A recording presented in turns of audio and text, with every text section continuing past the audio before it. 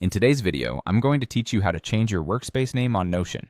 Whether you're looking to personalize your workspace or simply update it for better organization, it's a simple process that can make a world of difference in keeping your tasks organized and reflecting your current needs or projects.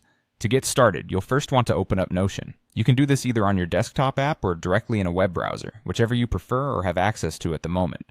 Once you have Notion open, take a look at the left sidebar. Here you'll see an option labeled either Settings or Settings in Members, depending on the version you're using. This section is where all the magic happens.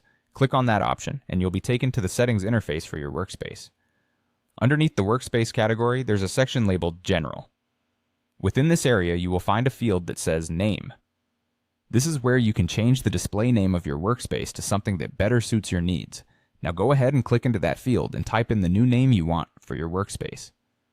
As you type, remember to choose something descriptive and relevant to your current projects or team, as it can help in keeping things organized and recognizable at a glance. Depending on the version of Notion you're using, your changes might be saved automatically. Alternatively, you might see a prompt to click Update to confirm and save your changes. If that's the case, make sure to click Update to ensure your new workspace name is firmly set. And that's it. You've successfully updated the name of your workspace in Notion. By personalizing your workspace name, you're one step closer to making your digital organization system as effective and tailored as possible. Before we wrap up, a quick tip. It's always a good habit to double-check your spelling and capitalization before finalizing the name, as this can prevent any unnecessary confusion down the road.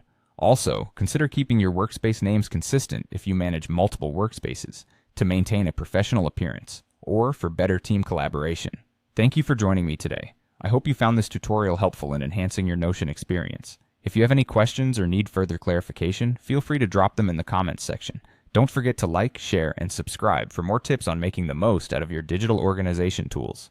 Happy organizing, and I'll see you in the next video.